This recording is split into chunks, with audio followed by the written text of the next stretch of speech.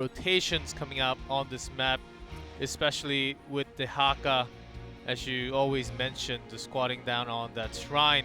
The Haka is one of the best map for sure. It's they're tied for first place on how many times this map has been played for them. They've played 5 maps of this and Battlefield Returning. They're now currently 5-1 on Battlefield, 3-2 on Dragonshire. They prioritize it a lot. They have had a few losses on it, but Raven will take first ban, of course. I'm really curious what would have happened if when the first pick Malfurion came in, Raven had taken away the Li Ming hammer and we had had a different game. We'll never know, but it feels like in terms of stylistic preference, these two teams like to run this way. Tempest doesn't like to dive, they like to poke. Raven likes to dive, and it's all about H82 versus like lockdowns, Li Ming. So that's the difference in styles for these two teams drafting.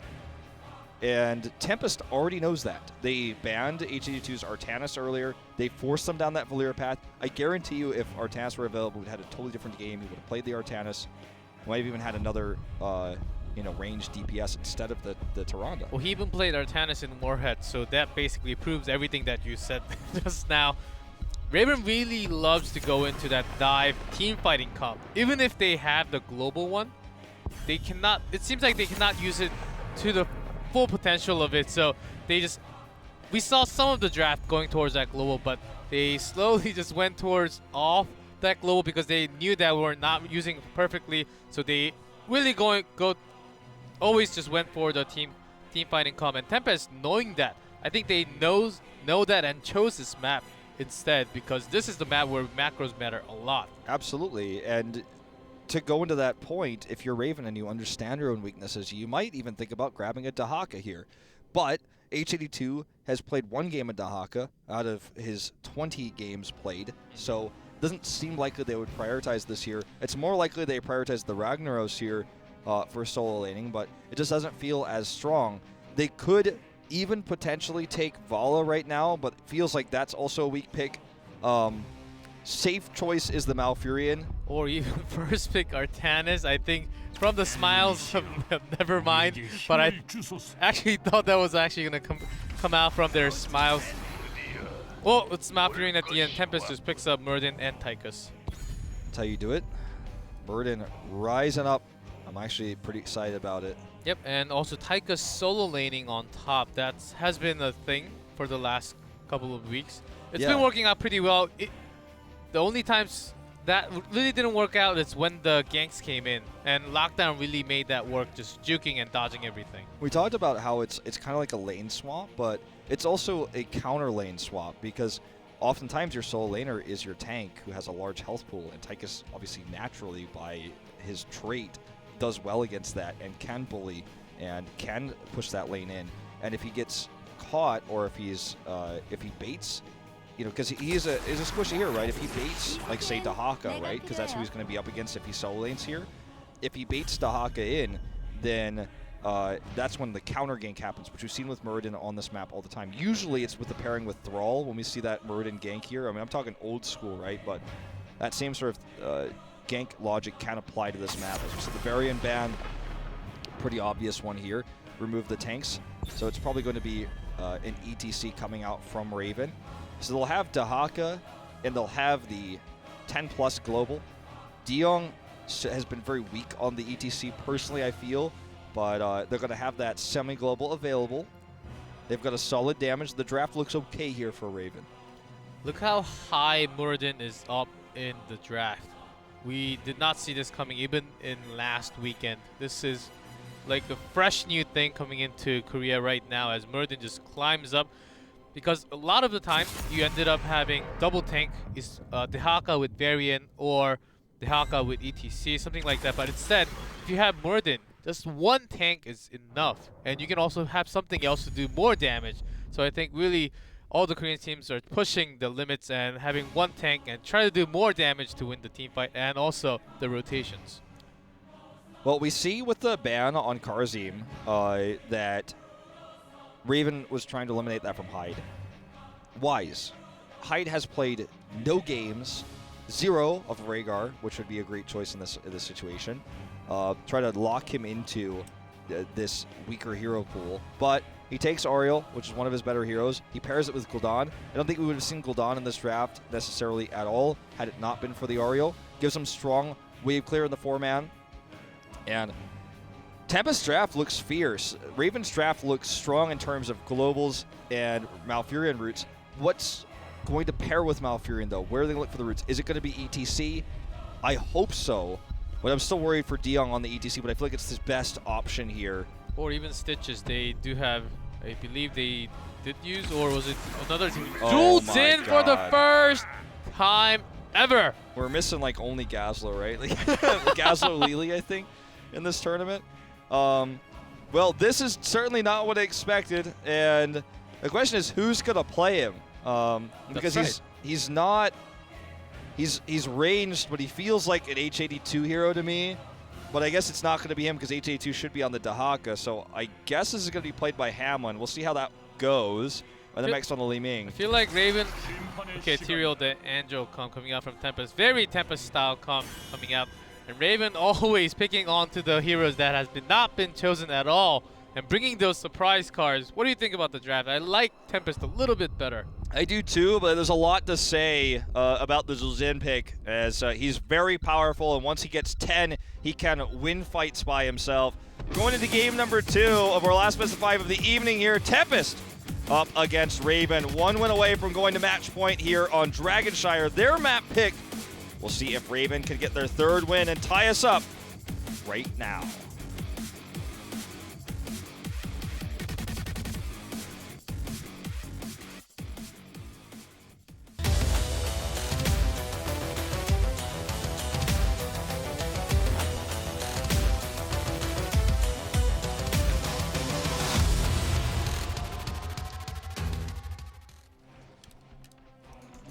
Tempest, hide on Oriel. One of the first players to play him play her professionally. Duck on Tychus, lockdown on Gul'dan, sign on Muradin, and Modern Life once more on Tyrael. And in red, Raven, Joju on Malfurion, Hamlin on Zul'Jin, NMX on Li Ming, Diong on ETC, H82 on Dahaka. Zul'Jin's very first game here in HGC Korea. And just to explain what he does, I'll hold that thought. We might have a pick here already. NMX super low. Sign. Not going to get that stun for the kill here. HA2 gets a pull. Duck's low, but has that energy. There's going to be Hamlin, in fact, on the Zul'Jin. But he basically gets more powerful the more damage he takes. And that's why he's so strong. He can also activate his trait to intentionally take damage, basically, to do more damage. And when he gets level 10, he gets Taz Dingo, assuming that's what he's going to take. I imagine that's what it's going to be. And that allows him to stay alive, basically. He becomes unkillable, which means that he could just do massive amounts of damage while he's in lethal range before he's killed. And sometimes he can just 1v3 like that. And that's the whole idea, right? Is keep him low and let him do that extra damage. Yeah, does have that sustain, but there's no burst heal to actually have that Zul'Jin in your into your bind. So I think Guillotine is also a very viable choice. They do have a lot of CCs to lock down the heroes coming out from Tempest, and not having that sustain heal. Zul'Jin pairs very well with Lieutenant Morales, so to say, but okay, hold that thought. As here's the root life, pairing, yeah. With Guillotine, that would have been a kill for sure. Absolutely. Hide's very low. He's going to have to use his energy to save himself, saving it there at the last second. Always unfortunate when you have to do that, but he does. Good with it. Hamlet's gone into, you want Axe at level 1, which is going to make it so that every time he auto-attacks a hero, it increases his damage, at, well, every 5 autos. And eventually, he gets his auto-attack range increased by just over 1, so it gives him a lot more range to do that damage while he's low. As we see up here, a bit of a skirmish. Diong taking the bad path here through the space between top and mid. Will get body blocked and killed. Just beautiful body blocks coming out from Sign. It's just beautiful to see, even though that Stone Bolt at the end was not too beautiful. Lockdown also with the drain life there, knowing the tether range is so far that even without vision, he should be able to lock on Li Ming. She just barely got away there. We're going to see the first channel of the game here, or Unleash, I should say. Modern Life will unleash the Dragon Knight. 2:30 in the game here, and it's going to already start working on this mid wall. Kick De Jong into the fray here. There's a detainment strike waiting for him, but nothing else. Actually, only gets one cannon tower here. May have to rotate bot. That's exactly what he's going to do. For Raven, for the time, it looks like they are stalling some time on this bottom lane, but they are out of ammo as go down Ario. They have so much pushing power, it's insane. They don't even need Sergeant Hammer. They also have to be careful, but that detainment strat actually stalls a good amount of time when the ganks come in every time. Yeah, definitely true. All right, Duck wants to go for a gank here. Actually, he's just going to wait patiently. He's going to be waiting for a long time if he actually commits to it. Okay, he's going to back off now. You can see on the mini-map. But the fact that there was no ammo here means that it's 100% better for Tempest to have most of their bodies in bot, pushing to make sure the minion wave kills the towers, and have the Dragon Knight doing more concrete damage against the cannon towers that do have ammo in the mid lane. So they're pushing for 7. We see a Fellbolt coming out here for lockdown. That gives you all that extra siege with a shorter cooldown. Really, really powerful once the Fellbolt kind of completes as well, once he gets that quest. And what we've been seeing from Erden all day, with one exception with De Jong in the previous set, is that Stormbolt level 1 Q build where you get the mana reduction. So building that damage up as well. Liking how things are going here for Tempest. Raven has just a unique comp, but they're going to have to somehow make it work. I think it's only going to work past 10. De Jong comes around from the side, but Joju is the one in trouble. They really didn't have any follow-ups. I don't exactly follow why they went in when they were outnumbered, clearly. And NMX just onto the side, trying to poke some damage, but that was it. Ooh. NMX doing some fancy dodge work there, but he is still in trouble. As you can see, Hamlin just soaking the mid lane during all of this, trying to do what he can. Still at full health, so he can't even clear that very quickly. But they're going to lose this fort. They just have to let it go. Hamlin's just going to take the extra soak instead of coming down to help relieve this pressure. I don't think he could have relieved it even if he tried. So they're trying to get 3 lanes of soak. They know they're going to lose this fort. They know they're not going to have 10 first. They're just trying to cut their losses here. Even with having Dehaka on top, he's been losing the lane this entire game. So that's going to be the biggest issue. He has to really join the team fight at the bottom. That will happen later on. But the level differences are super big already.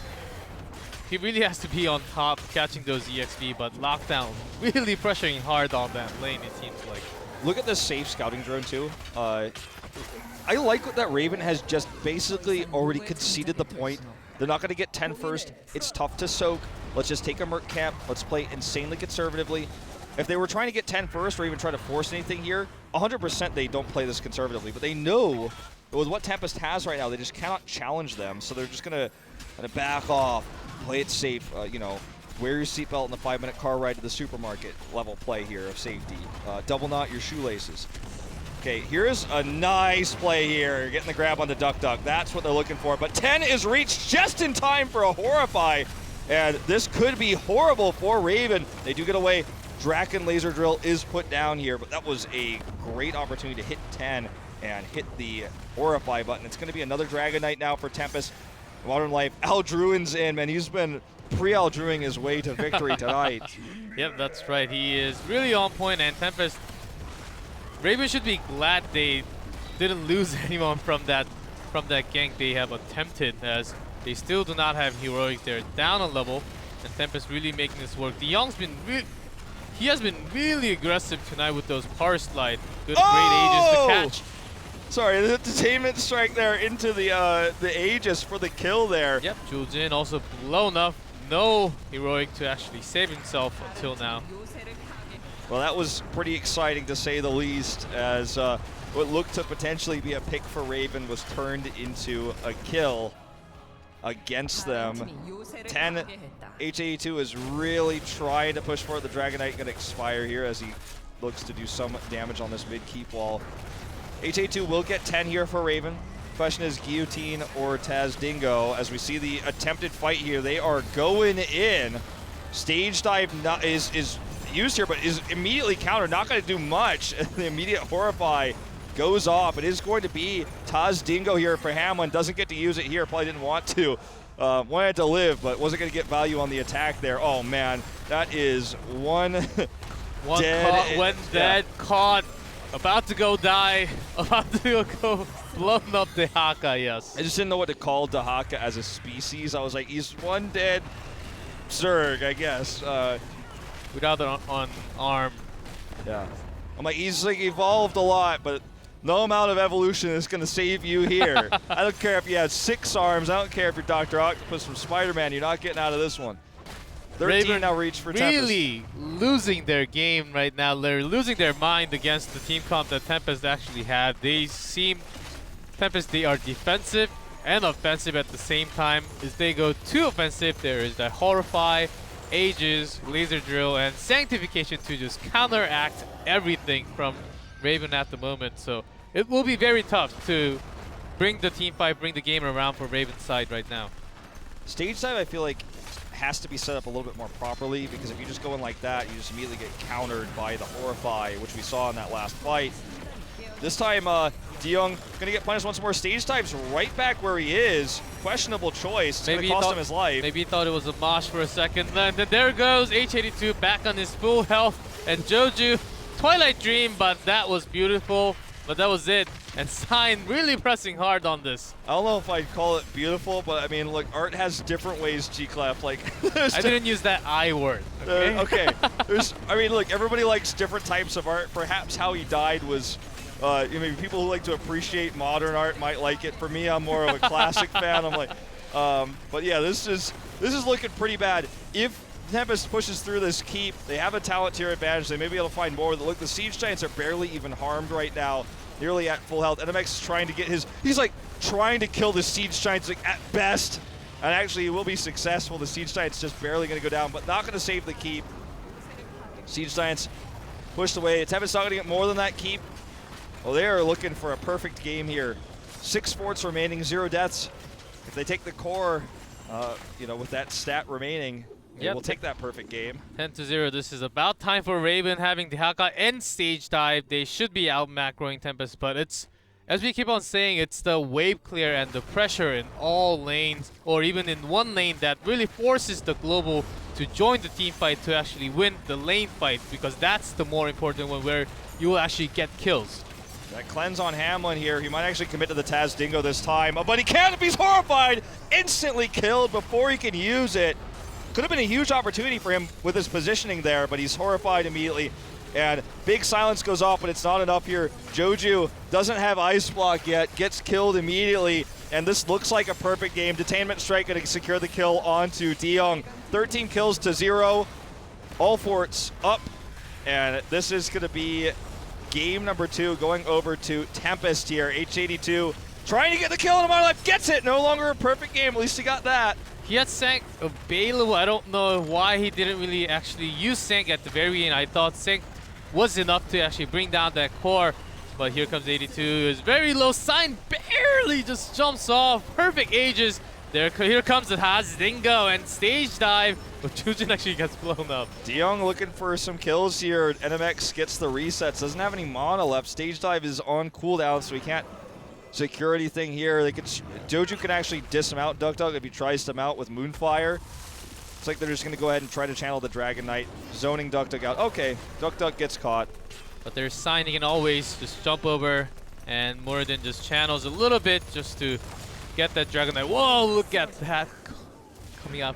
Sign has been on a steady roll. He's been climbing up on his skill level. It's insane how much of a better player he is than he was in MVP Black.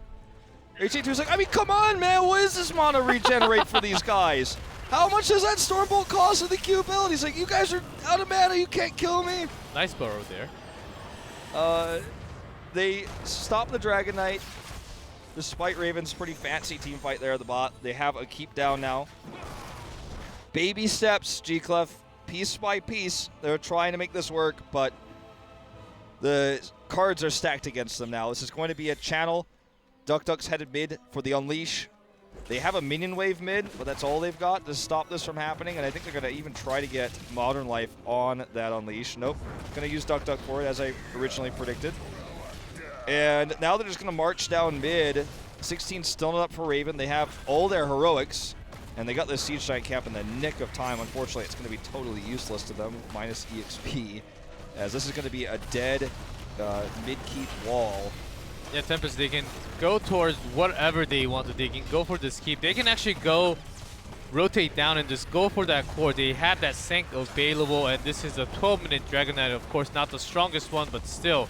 They have a lot of poking and siege and a lot of safety defenses for Tempest's side. So Raven really needs to be careful here. This may be game-ending choice if you actually go in and die. Dehaka's still pushing on top, soaking some EXP. They hit 16, but that's not enough. Dehaka's actually trying to come from behind here, as we do see Sanctification used this time. Dehaka comes in. The party's already over, though. He gets Detainment Striked back here as already a dead Joju. DeYoung trying to help pick off Sign here, but Sign is just going to turn this fight around. We do see have the kill onto Gul'dan, and Duck is actually, you know, he's a Dragon Knight, so he's not doing all the damage Tychus could do, but once this expires, he's going to turn onto H82, gets a nice burrow off, and Hamlin just barely escapes here. This could have been worse for Raven, but still, I mean, 2 keeps down now. Tempest is going to push these waves in, and they might even start sieging up the core. I don't even blame them for it. Look, 3 catapults here, and the Draken, yeah, they're going to commit.